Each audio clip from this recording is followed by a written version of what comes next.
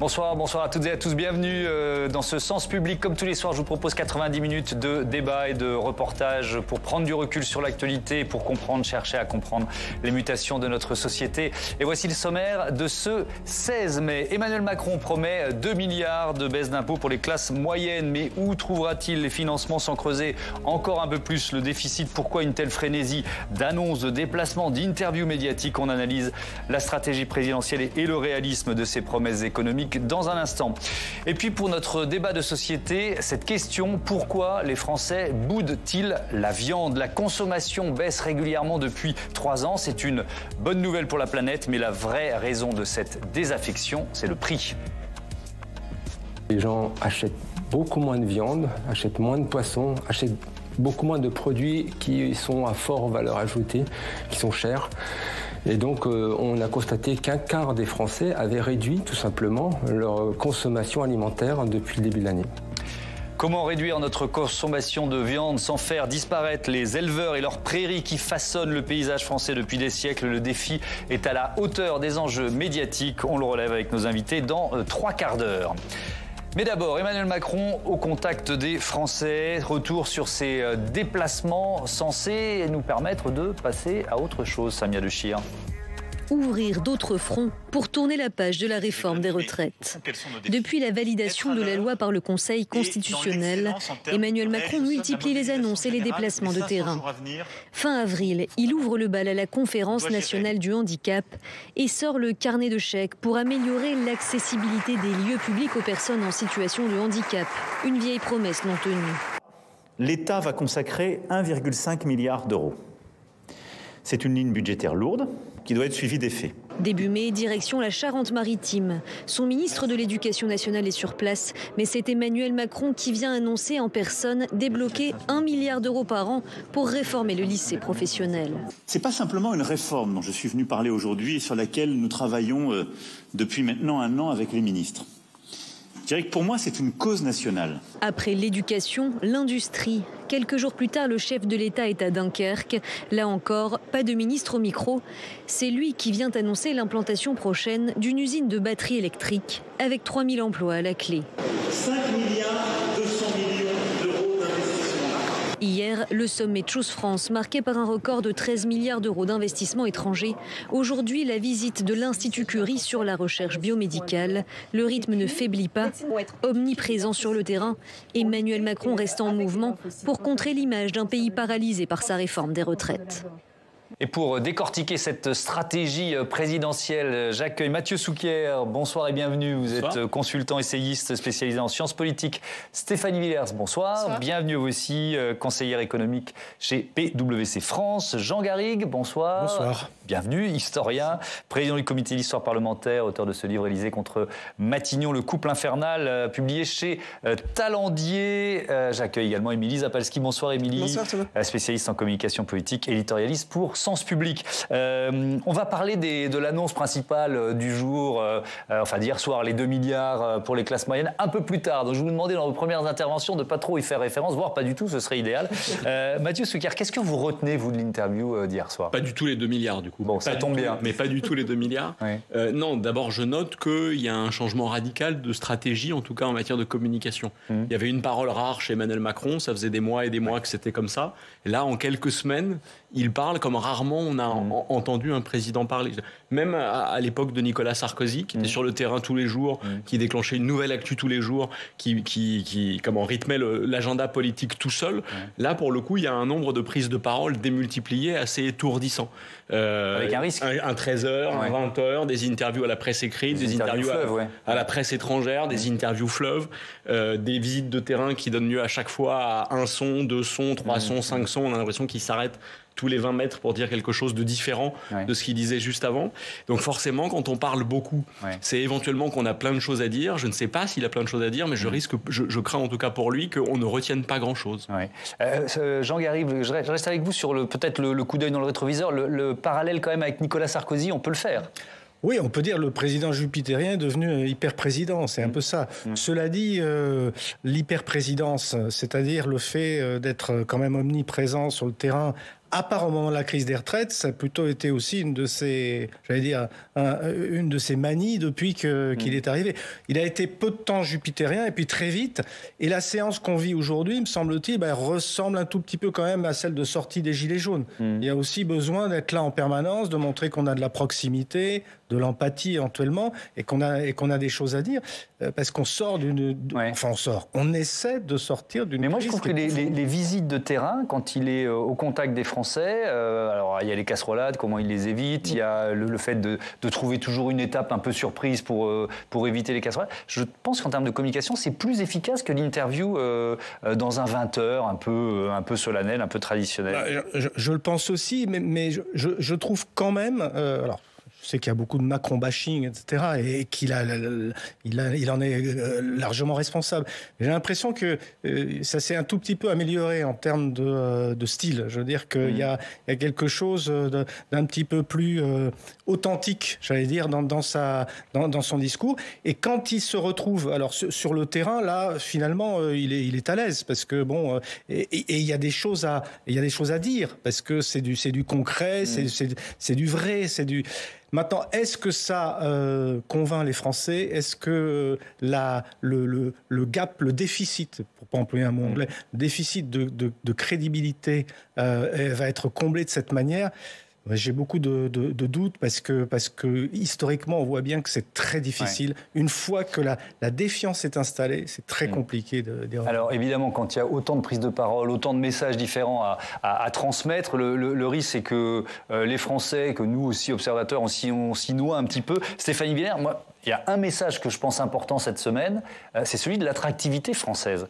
Est-ce qu'elle est réelle? Qu'est-ce qu'on peut en dire de cette attractivité? Quand Emmanuel Macron reçoit des patrons internationaux qui annoncent comme ça des milliards et des milliards d'investissements, ou là, ce matin, quand il est à l'Institut Curie, où il veut montrer un peu, mettre en avant l'excellence de la recherche française, elle est réelle, cette attractivité? Oui, on voit que effectivement les IDE, donc les investissements directs qui proviennent de l'étranger, en fait, restent toujours à des niveaux très élevés, de plus en plus élevés. Donc on bénéficie quand même d'une très bonne image vis-à-vis de l'extérieur, du reste du monde, qui a été quand même un peu restaurée par Emmanuel Macron.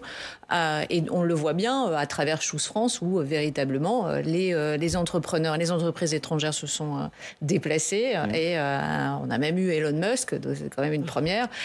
Et ça montre bien, en fait, que la France arrive toujours à attirer.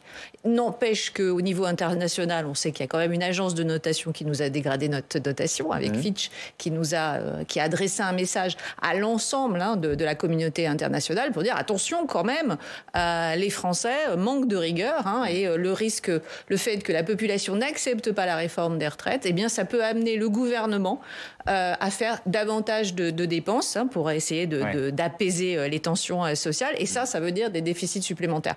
Donc en fait, les étrangers veulent voir le verre à moitié plein jusqu'à présent. Il n'empêche qu'il y a quand même des signaux qui ont été adressés, et tout n'est pas si rose que ça. Comme si l'agence Fitch anticipait sur les bilatérales qui se déroulent en ce moment, en cette fin d'après-midi à Matignon, entre la Première ministre et les premiers syndicats, et on fera un débat d'ailleurs demain soir dans cette émission. Juste un petit bémol sur l'attractivité, on voit quand même que les projets qu'on accueille, ils ont moins d'emplois, ils créent moins d'emplois que nos voisins européens. Donc ça, c'est aussi un signal. Voilà, on est très attractif, le plus attractif, je crois, parmi les pays européens. Mais je trouve aussi que c'est un message majeur qu'il aurait pu mettre en scène. Moi, je suis assez d'accord avec vous.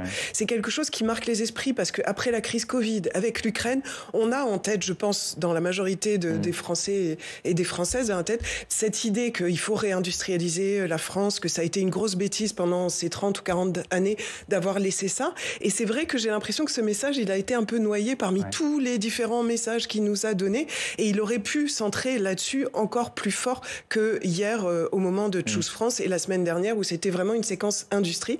Mais moi, j'ai l'impression quand même que tous ces messages sont donnés aussi pour dire, pas forcément pour marquer les esprits pour chaque thématique, mais pour dire en gros, je continue à avancer. Le Parlement me bloque, les syndicats me bloquent, mais quoi qu'il arrive, je continue à avancer. La France a besoin de progrès, de réformes. réforme et on continue dans ce sens-là. Il me semble que c'est quand même un peu ce qui se trame. Oui, effectivement. Alors après, est-ce que ça infuse, est-ce que ça percole dans l'opinion? Voilà, c'est son souhait. Est-ce que l'objectif est atteint? Ça, c'est encore une question ouverte. On va évidemment consacrer un chapitre entier de ce débat à cette promesse de 2 milliards d'euros de baisse d'impôts pour les classes moyennes. Mais d'abord, je voudrais quand même vous entendre sur l'une des informations qu'on a apprises aujourd'hui, l'agression dont a été victime le petit-neveu d'Emmanuel Macron, des manifestants qui participaient à une casserolade, l'ont roué de coups.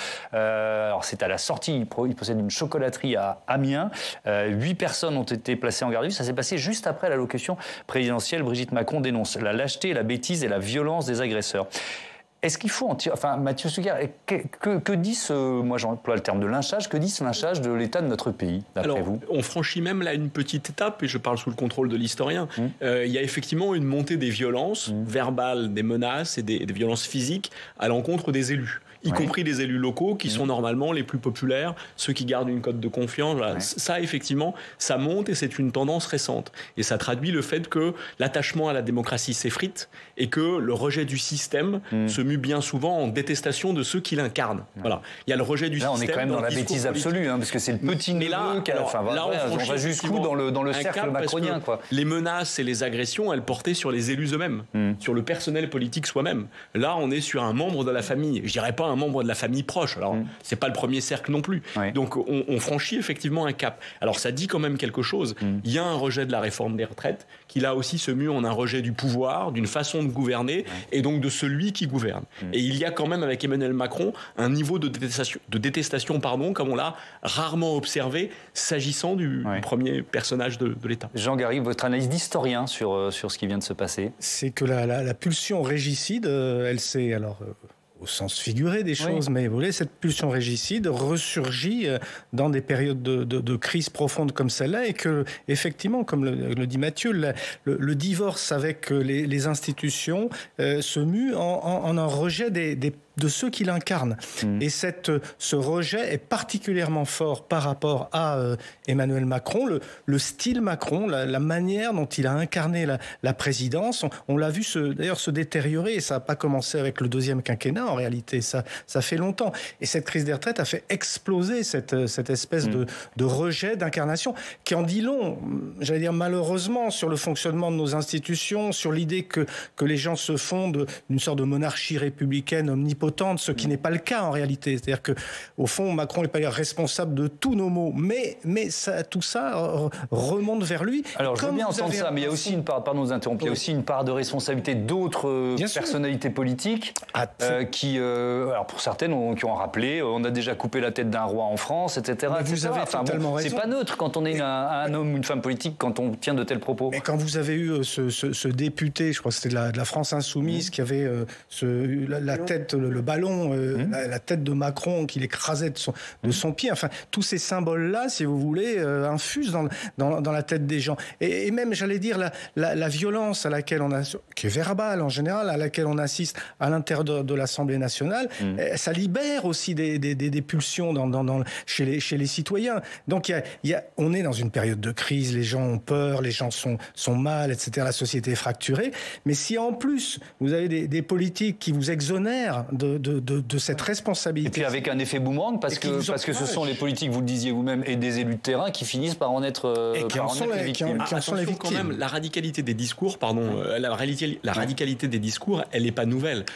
Jean-Luc Mélenchon, comme Marine Le Pen, lors de la présidentielle de 2012, était précisément dans une sémantique politique encore plus agressive qu'aujourd'hui. Je note qu'il y a quand même quelque chose de spécifique avec Emmanuel Macron, que je n'accable pas, mais le côté premier de la classe, ça fascine et ça agace beaucoup, et ça peut susciter de l'estime ou de l'admiration, mais ensuite ça peut aussi susciter une forme de détestation. Je reboucle avec l'interview d'hier soir, où Gilles Boulot précisément pointait en fait la critique, le reproche sur le mépris, que le président de la République a balayé d'une main en disant le mépris c'est pas moi, le mépris c'est les autres, comme l'enfer c'est toujours les autres, mais précisément il y a quand même dans l'opinion une conviction de plus en plus ancrée que ce pouvoir très vertical, il n'est pas seulement descendant, il est condescendant, il est méprisant. Et en plus il est sourd dans la séquence. J'ai l'impression qu'il y a aussi puis moi je pense que la parole, en effet, des politiques compte quand même. Je pense que ça peut compter. Et surtout, c'est une gauche qui ne peut pas prendre le relais de cette complainte ou de cette opposition qui se passe. C'est les syndicats qui actuellement reprennent toute cette opposition. Il n'y a pas de débouché politique. Et quelque part, je pense que c'est aussi cette espèce de sans-issue, de voie sans issue que les citoyens ressentent, comme si leurs idées, qui ne sont pas les mêmes qu'Emmanuel Macron, toute cette politique pro-libérale dont ils ne veulent pas, personne ne porte un projet opposé, en tout cas crédible, qui repose avec des paroles un peu sensées, des projets alternatifs un peu sensés, ce qui n'est pas du tout le cas pour l'instant, ni à l'extrême gauche et ni même à l'extrême droite. Allez, je reviens au fond du discours présidentiel d'hier et donc cette annonce principale, 2 milliards de baisse d'impôts. Quentin Calmet, vous pouvez nous rejoindre. Que sait-on? Dites-nous tout sur cette annonce présidentielle. Bonsoir Quentin. Bonsoir Thomas, bonsoir à tous. Effectivement, regardons précisément ce qu'a dit Emmanuel Macron hier aux 20h de TF1. Déjà, il parle d'une trajectoire budgétaire jusqu'en 2027 où il y a 2 milliards de baisse d'impôts pour les ménages. Et en fait, il demande à ce que ces 2 milliards, eh bien, le gouvernement fasse des propositions pour qu'il se concentre sur les classes moyennes. Alors, hier soir, il a aussi sous-entendu que ça ne passerait pas forcément par l'impôt sur le revenu, mais plutôt par une baisse de cotisation. Écoutez Emmanuel Macron. Hier, j'ai demandé au gouvernement de me faire des propositions pour qu'il se concentre sur ces classes moyennes. Vous l'avez très bien dit. C'est-à-dire les Françaises et les Français qui travaillent dur, qui veulent bien élever leurs enfants et qui aujourd'hui, parce que le coût de la vie a monté, parce que la dynamique des salaires n'est pas toujours là, ont du mal à boucler la fin du mois. Mais il faut qu'eux, on les aide en concentrant ces 2 milliards de baisse d'impôts sur ces Françaises et ces Français. Il y a quelques jours, c'était dans le journal L'Opinion, il évoquait le fait de faire profiter de ces baisses d'impôts, je cite, ceux qui sont trop riches pour être aidés et pas assez riches pour bien vivre avec des revenus. Il cite entre 1 500 et 2 500 euros. Alors on regarde ensemble les réactions politiques, notamment celles des sénateurs. Voilà, on a interrogé le président de la Commission des finances au Sénat ainsi que le rapporteur général du budget et ils sont pour le moins dubitatifs, Thomas. Déjà, il rappelle que le gouvernement n'a toujours pas fait voter la trajectoire budgétaire des prochaines années au Parlement, bien qu'elle a été envoyée à la Commission européenne à Bruxelles. Quant aux annonces sur les 2 milliards, eh bien écoutez le socialiste Claude Rénal qui a plutôt minimisé l'annonce d'hier. Écoutez. On voit bien que pour l'instant, c'est une annonce pour sortir en fait du débat sur la retraite, essayer de sortir en faisant un peu rêver sur quelque chose d'assez faible. Je rappelle que la taxe d'habitation, c'était 25 milliards rendus aux Français. Là, on parle de 2 milliards. Voilà, tout ça reste très modeste et en fait est plutôt un effet d'annonce politique que réellement quelque chose de solide et concret. À droite, on note que cette annonce va à rebours de ce que recommande le gouverneur de la Banque de France ou encore le Haut Conseil des finances publiques, des personnalités qui ont été reçues au Sénat il y a peu de temps. Par exemple, Villeroy de Galhau, à la Banque de France, il avertissait, et d'ailleurs il l'a redit à la presse il y a 2 jours, on ne peut pas en même temps dire qu'on va réduire l'endettement et promettre de nouvelles baisses d'impôts non financées. Alors écoutez, à ce propos, le rapporteur général du budget au Sénat, c'est Jean-François Husson. On a des prélèvements obligatoires très importants et on ne baisse pas notre dépense publique. C'est-à-dire que c'est une équation impossible à résoudre, sauf à un moment commencer à faire des efforts, à réduire nos dépenses publiques et à faire en sorte de rendre toutes nos dépenses, de choisir pour les rendre les plus efficaces possibles au service de la réussite de la France. Allez, une dernière info, puisqu'il y a quelque chose qu'ont noté les observateurs au Sénat. Cette séquence pourrait acter la fin d'une promesse de campagne, la baisse d'impôts sur les successions jusqu'à 150 000 euros par enfant. Cette mesure-là, eh bien, elle était financée, elle coûtait 3 milliards d'euros. Elle semble maintenant avoir été mise sous le tapis. Merci beaucoup, Quentin Calmet. Stéphanie Villers, est-ce que, si on essaye de bien comprendre ce qui s'est passé, c'est la ventilation différente d'annonces de baisse d'impôts qui avaient déjà été faites? Ce ne sont pas des milliards supplémentaires, c'est ça? Comment vous l'analysez? Oui, non, je pense que la principale info, c'est de voir que les 2 milliards, c'est vraiment la somme maximum que peut allouer ce gouvernement, compte tenu en fait des dérives budgétaires qui s'expliquent, parce qu'il y a eu cette crise Covid, il y a eu cette crise énergétique qui a dû être financée. Il y a eu des mesures fiscales qui ont été prises depuis 2017, avec notamment la suppression de la taxe d'habitation. Donc tout ça, en fait, bien sûr, ça a dégradé les comptes publics. Alors évidemment, quand on regarde par rapport aux Gilets jaunes, c'était 17 milliards qui avaient été accordés. Alors, on regarde 2 milliards, tout le monde est déçu. Mais la première information proportion qu'il faut bien voir, c'est que c'est réellement, certainement, une somme maximum qui peut être allouée sans déclencher, si vous voulez, une inquiétude à la fois des étrangers, mais aussi de Bruxelles, des investisseurs. Et on en revient aux agences de notation dont on parlait tout à l'heure. Et donc là, on voit les premières limites. Et il faut le comprendre, en fait. Il ne doit pas y avoir un constat d'étonnement en disant 2 milliards, c'est pas assez. 2 milliards, c'est juste le maximum. Et même, ça va être compliqué à faire passer. Et on est bien d'accord, c'est pas 2 nouveaux milliards, non. C'était des baisses d'impôts qui étaient prévues. Là, on parlait des droits de succession, sauf que Emmanuel Macron demande qu'elles soient concentrées sur les classes moyennes. C'est bien ça. Voilà, c'est ça. C'est maintenant une nouvelle réorientation vis-à-vis suite à la réforme des retraites qui est mal passée. Donc, c'est essayer d'adresser des mesures qui ciblent sur les classes moyennes. Mais les classes moyennes, c'est à peu près, j'ai fait le calcul, en fonction des 1 500 € à 2 500 € mensuels, c'est 40% des salariés en France. Donc c'est quand même un nombre important de Français qui vont devoir se partager ces 2 milliards. Donc, in fine, ça ne va pas faire grand-chose. Non, simplement, moi, je mettais en miroir un petit peu tout ce qui a été accordé ou tout ce qui est accordé en termes de réduction d'impôts pour les entreprises. C'est là qu'il y a une énorme annonce pour ces 2 milliards qui, comme vous le dites, sont déjà dans les tuyaux quelque part. Simplement, ils vont être fléchés pour les classes moyennes. À côté de ça, on sait que c'est 20 milliards d'euros qui ont été retirés en termes d'impôts de production, notamment pour les sociétés industrielles. Donc, on a vraiment un choix quand même très libéral. Et là, une focale en termes de communication. Mais là, on en revient à l'attractivité dont on parlait tout à l'heure. C'est peut-être un des leviers de l'attractivité des ce que je veux dire, c'est que là, en termes de communication, il y a beaucoup de bruit pour tout ça, en quelque sorte. La crise Covid, il y a eu cette prise en charge du chômage partiel qui a pu bénéficier à l'ensemble des salariés qui ne pouvaient pas travailler. Donc, c'est pas que les entreprises qui ont pu bénéficier des aides. Rien que la suppression de la taxe d'habitation, ça a coûté 25 milliards. C'est 25 milliards de manque à gagner. Donc, on ne peut pas véritablement dire que les entreprises ont été les grandes gagnantes des diverses mesures fiscales. Si on fait d'un point de vue comptable, si on pose tout un peu à plat. C'est 10 milliards de production. Jean Garrigue, comment vous l'analysez, cette annonce? Est-ce qu'elle va dans le bon sens pour vous? Ciblée vers les classes moyennes? Politiquement, on voit bien l'intérêt, mais... par rapport au contexte actuel, on voit l'intérêt.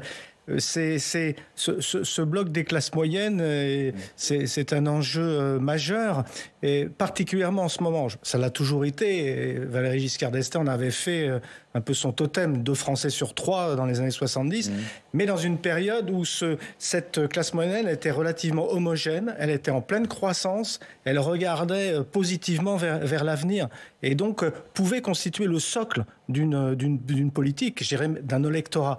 Aujourd'hui, on a une classe moyenne qui est beaucoup plus fragmentée, émiettée, et surtout en déclassement, avec toute une partie qui est en déclassement. Et déclassement d'une classe moyenne, qu'est-ce que ça fait? En tout cas, historiquement, ça fait des transferts de voix vers les extrêmes. Et en général, historiquement, c'était l'extrême droite, ou la droite dite populiste, si vous voulez. Et là, l'enjeu, à mon sens, pour Emmanuel Macron, alors sur un plan politique, il est là. Je veux dire il faut éviter que ce transfert qui a touché alors les couches populaires massivement, le monde ouvrier, mais c'est déjà depuis des années, mais que là, en l'occurrence, une partie des couches moyennes déclassées aille vers des partis de protestation, voire, mais ça c'est ce qui s'est passé au moment de la crise des Gilets jaunes, vers d'autres types d'interventions publiques, enfin vers la rue, vers la violence, etc.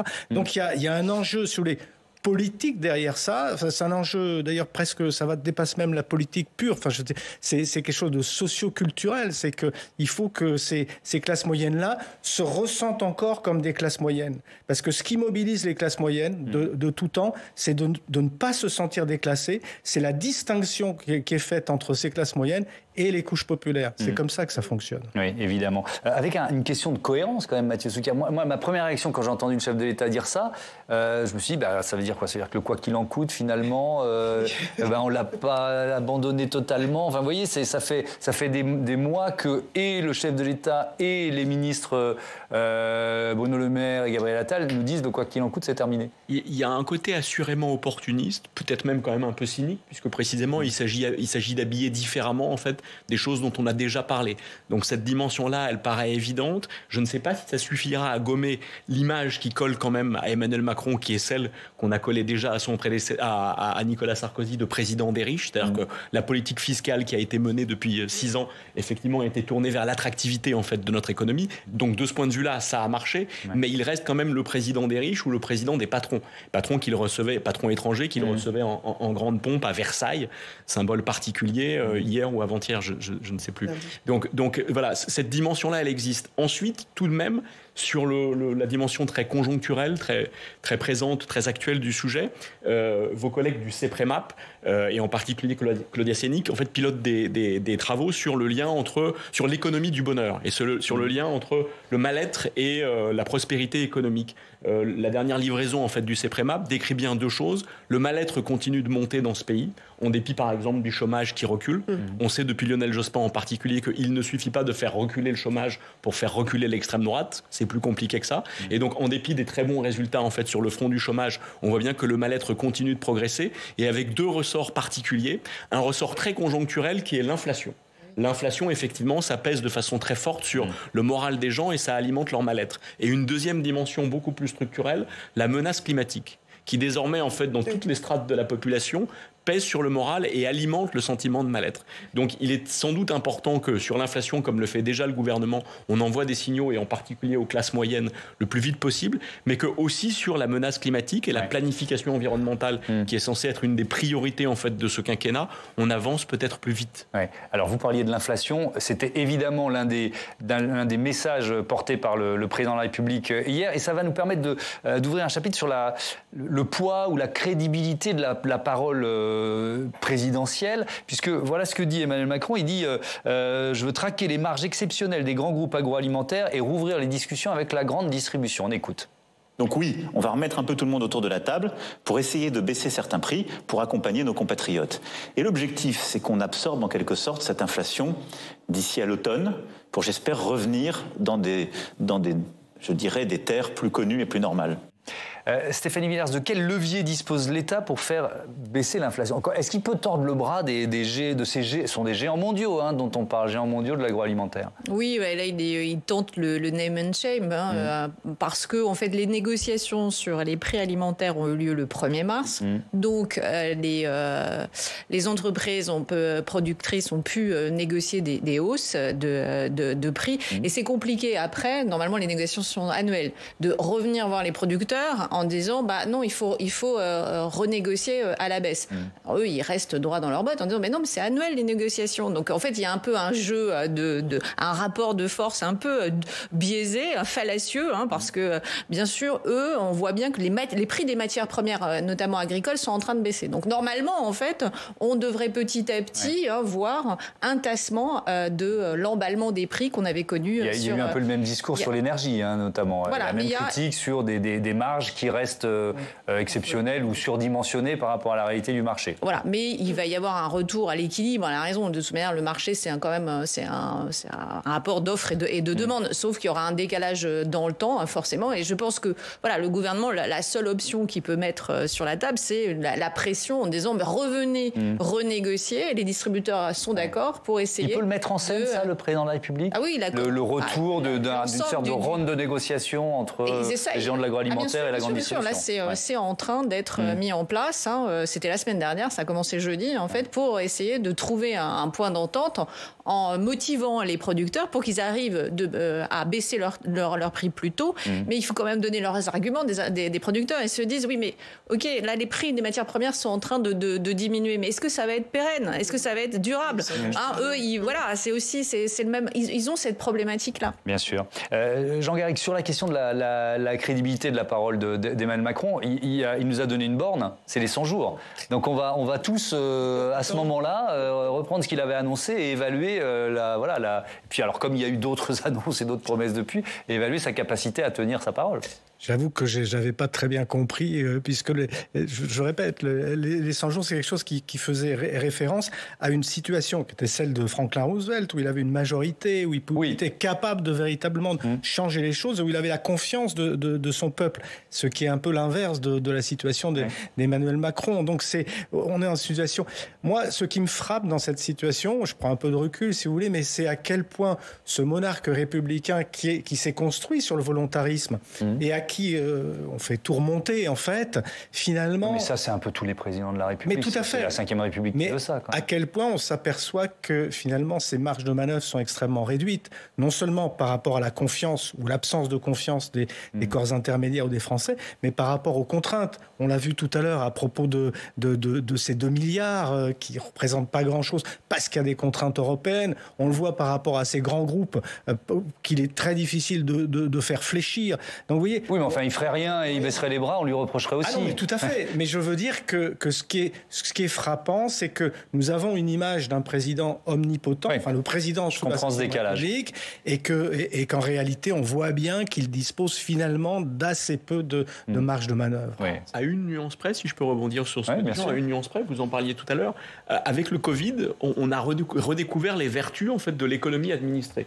En tout cas, on a cru pendant un certain nombre de mois on a même vu, on a constaté que le pouvoir politique pouvait reprendre la main sur le pouvoir économique. Oui, mais en période de crise, même au niveau européen, justifié par la crise de l'Europe qui était financée par la BCE. Je ne dis pas le contraire. Ouais. Je note toutefois que tout ce qu'on s'était raconté sur les questions d'équilibre des comptes publics, de dette, etc., en quelques jours, on a tout brûlé. On a brûlé tous les sièges, etc., sur la monnaie et sur le reste. On a brûlé la règle des 3% au niveau européen, etc. Et puis, objectivement, avec la question énergétique derrière, on a continué un peu sur le même train. Mais d'ailleurs, on l'a dit ensemble, Mathieu, on disait que c'était une drogue dure, cet argent public qui déferlait sur la société française. En tout état de cause, il y a 10 ans, à la présidentielle de 2012, l'endettement public était la première préoccupation des Français à égalité avec le chômage.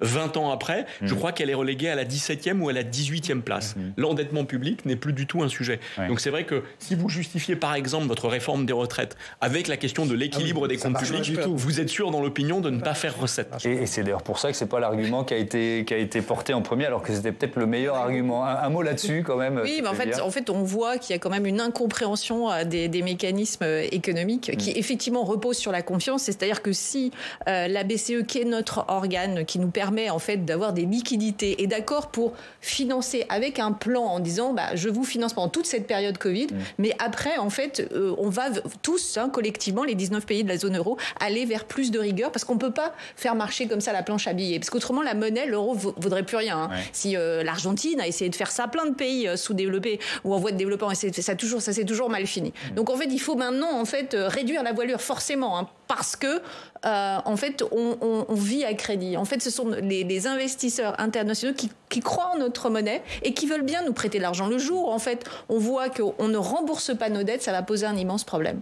Et ça on l'explique pas assez. Et alors justement on va se tourner vers un pays qui est censé avoir une rigueur budgétaire, on va dire, supérieure ou stricte, puisque vous êtes intéressé, Émilie, à une sorte de modèle économique pour Emmanuel Macron. Mais oui, parce que modèle politique, si on regarde économique et politique, si on regarde ce que nous propose actuellement notre président, réforme des retraites, lutte contre le chômage, on en a parlé, amélioration de la compétitivité, de l'attractivité de la France, le lien, il est vite fait, c'est du Schröder tout craché. Alors, pas facile à prononcer, du Schröder tout craché.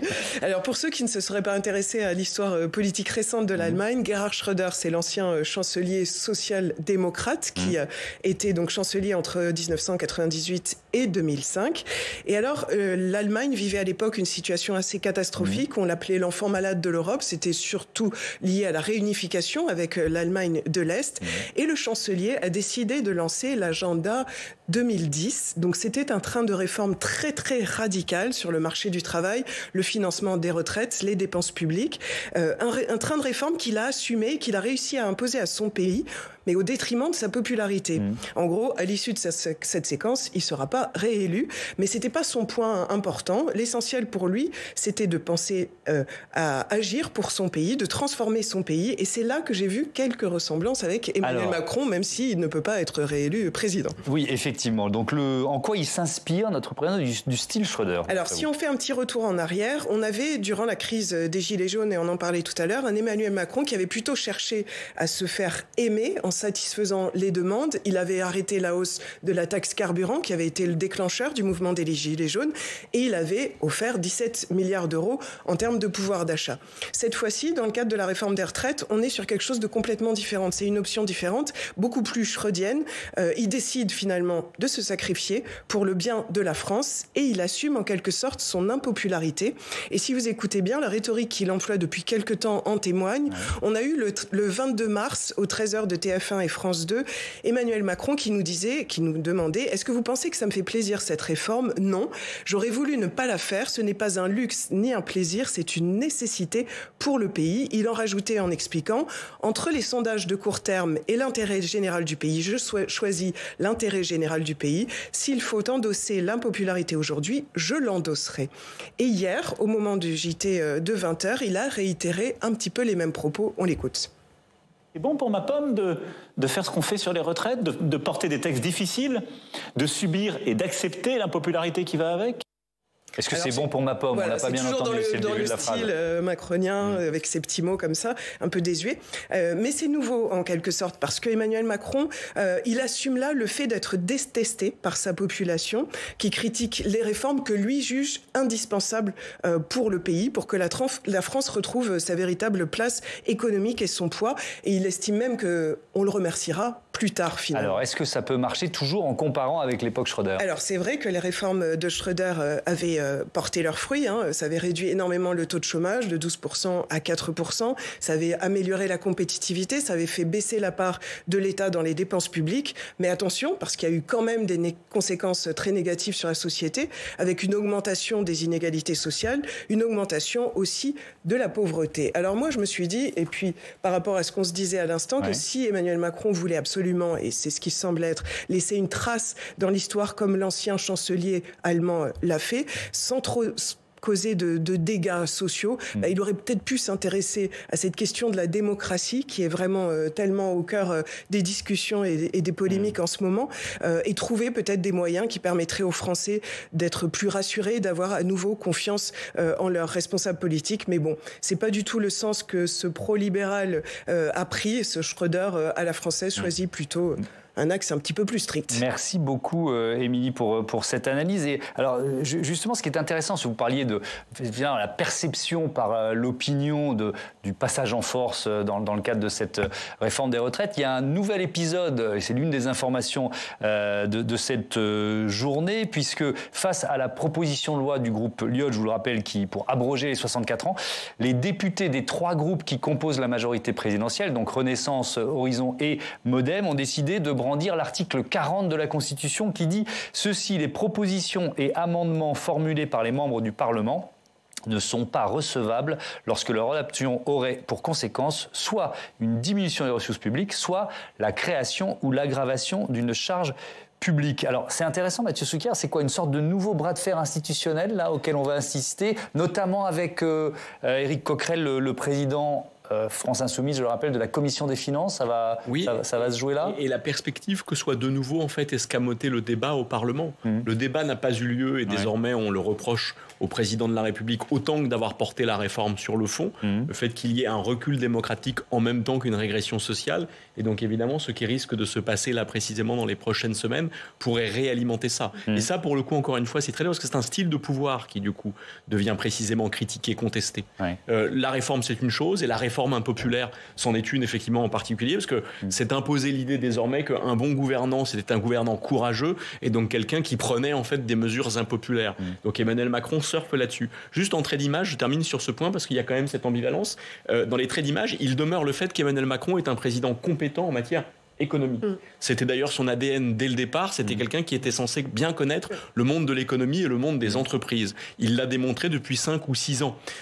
Pour autant, la réforme des retraites montre que dans le même temps, c'est quelqu'un qui semble méconnaître le monde du travail, qui est du côté des chefs d'entreprise, mais qui méprise les syndicats. Et ça, pour le coup, ça crée un déséquilibre qui, en termes d'image, est forcément pénalisant et peut-être même dangereux. Jean Garrigue, ce bras de fer là, qui commence sur l'article 40, ça pourrait se jouer où? Au bureau de l'Assemblée, c'est ça? C'est une instance collégiale. Il faut peut-être expliquer comment ça marche en quelques mots. Ce qu'il faut dire quand même, c'est que ce même bureau a validé la proposition de loi Lyotte. C'est vrai, une première fois. Yael Braun-Pivet a accepté. Donc il y aurait une contradiction si cet article était brandi. L'argument pour les membres de la majorité, pour les députés de la majorité, c'est de dire que cet article 40 va empêcher justement le vote de cette loi. Mais je pense que le bénéfice de cette suspension ou de cette absence de vote serait compensé par un déficit de notoriété encore plus fort. Je veux dire par là que ça se retournerait contre eux. Grave le reproche en passage en force. Exactement, ça ne ferait que confirmer l'impression qu'on a eue d'un passage en force.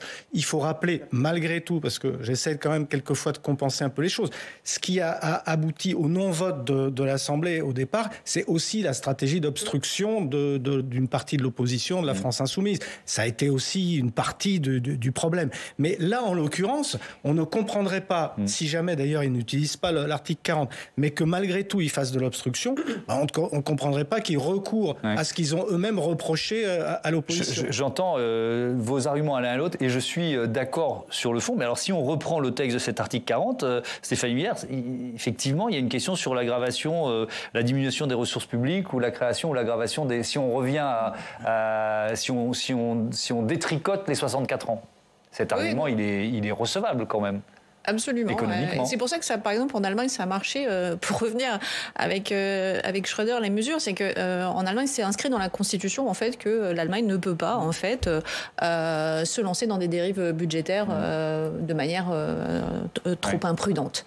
Et les Allemands là le comprennent en fait. Ça, ils adhèrent complètement en fait à ce postulat. On va pas, on va vers plus de dépenses publiques. Eh bien, il faut faire des économies. L'opinion publique est d'accord avec ça. Alors en France, en fait, on a une distorsion entre effectivement un Emmanuel Macron qui comprend bien l'économie, qui comprend bien aussi les contraintes économiques, mais qui ne sait pas en fait l'expliquer à l'opinion publique. C'est-à-dire qu'il y a vraiment deux vitesses entre des contraintes en fait qui de toute manière il n'invente rien Emmanuel Macron. Il est obligé de faire face et les 2 milliards en fait c'est juste il montre bien en fait son impuissance au niveau dans ses marges de manœuvre. Mais pour autant il faut que les gens le comprennent. Et c'est bien ça, c'est que on n'arrive pas à imposer des contraintes et avoir des repères en économie pour l'opinion publique. Et c'est ça le plus dangereux pour moi. Jean, concernant la proposition Lyotte, il faut quand même rappeler qu'ensuite elle irait au Sénat. Et oui, ça, on l'a déjà dit plusieurs fois ici, vous avez raison. Le Sénat n'en veut pas. Vous avez raison. Donc, voilà. Est-ce qu'il faut... la probabilité que effectivement ça aboutisse à un retour à 62 ans, elle est ultra faible. Ça serait un symbole en termes de communication et je pense que cet article 40 et un petit peu cette agitation au niveau de Macron et du gouvernement, c'est la peur de voir éventuellement cette proposition de loi qui serait votée à l'Assemblée nationale. Ça serait un vote qu'il n'y a pas eu, comme vous le disiez, pour le projet de loi sur la réforme des retraites. Donc ça serait au niveau communication un symbole quand même assez fort et je pense que ça montre vraiment qu'il y a quelque part un petit peu des frayeurs sur cet aspect-là. Bien sûr. Sur une réforme phare, c'est compliqué de passer après. C'est ça, ce serait une défaite politique, même si ça ne remettrait pas forcément en cause l'avenir de la réforme. En fait, c'est ce qu'on peut se dire. Ce serait un symbole et les syndicats comptent aussi se mobiliser. Vous êtes moins affirmatif que moi. C'est-à-dire que oui, quand même, en fait, le passage en force, là, ça a déjà été très mal vécu et vécu comme un passage en force, alors que le Parlement n'a pas voté. Dès lors que le Parlement vote et que le Parlement vote contre, c'est quand même très compliqué de dire je m'assois sur le vote du Parlement. Allez, tout dernier mot. Représentation nationale. Et donc, on se trouvera en conflit entre les deux assemblées, entre les majorités des deux assemblées. Et qu'il se pourrait très bien que le Sénat fasse durer le vote jusqu'à ce que la loi ne soit pas votée. Enfin, que la loi Lyotte... La proposition Lyotte. On voit bien en tout cas que la séquence retraite n'a pas été refermée par le Conseil constitutionnel, la validation du Conseil constitutionnel. Mais qu'est-ce qui est plus grave pour les macronistes ? C'est de passer en force à nouveau ou de se laisser mettre en minorité à l'Assemblée. Moi, je sais pas. Je pense que à long terme, mais pour moi, à long terme, le plus grave, c'est de passer en force. Ouais, allez, à suivre dans les prochains jours et ça donnera beaucoup d'intérêt aussi à cette première semaine du mois de juin qu'on suivra comme les autres ici dans ce Sens Public. Merci à tous d'avoir participé à ce débat. Jean Garrigue, je rappelle le titre de votre livre, Élysée contre Matignon, le couple infernal, qui est publié aux éditions Talendier. À bientôt sur Public Sénat.